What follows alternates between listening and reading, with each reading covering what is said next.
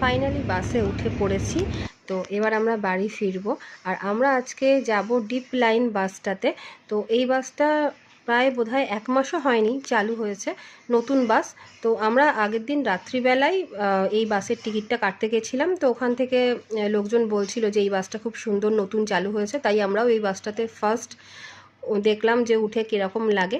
তো এই বাসটা সত্যিই ভীষণ সুন্দর, সিটগুলোও খুব ভালো, স্লিপারটাও দেখলাম বেশ ভালো। কিন্তু এই বাসটার একটা খারাপ দিকও আছে, একটা ভালো দিকও আছে, সেটা পরে বলছি। দেখো, বাসটার জানলাটা সত্যি ভীষণ সুন্দর, অনেক বড় কাচ। আর জানলা থেকে বাইরেটা ভীষণ ভালো দেখা যায়।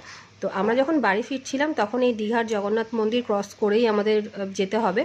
তো এখানে কিছুক্ষণ বাসটা দাঁড়িয়েছিল, আর বিশ্বাস করো এত ভালো লাগছিল। আর মন্দিরের সামনে দিয়ে যেতে সত্যিই তো খুব ভালো লাগে। আর আসার সময় এরকম একটা এত সুন্দর দেখবো, এটা সত্যি দারুণ। আর এছাড়াও একটা এক্সট্রা পাওনা ছিল, সকালবেলা প্রতিদিনই নগর কীর্তন বেরোয়।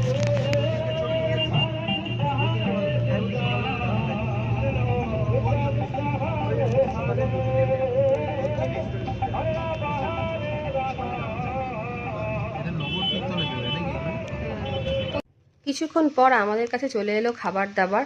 তো এটা একেবারেই ভাবিনি যে বাসের মধ্যেও খাবার দাবার দেবে। আমরা ট্রেনে অনেকবার পেয়েছি, বাট বাসে এই ফার্স্ট টাইম। তো আমাদেরকে এই ঝুড়ি ভাজা, তারপরে কেক, ফ্রুটি, হজমোলা আর বিস্কিট, এইসব অনেক কিছুই দিয়েছিল। তো এটা খেতে খেতে কিছুক্ষণ টাইম কাটালাম। আর এটা আমার খুব ভালো লেগেছে, বাসে খাবার দাবার দিয়েছে, জানলাটা খুব ভালো ছিল।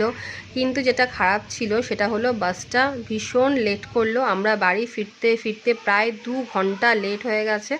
তো ফিরতে ফিরতে প্রায় সন্ধ্যাও হয়ে গেছে, তখন বাসের লাইটও জ্বালিয়ে দিয়েছে।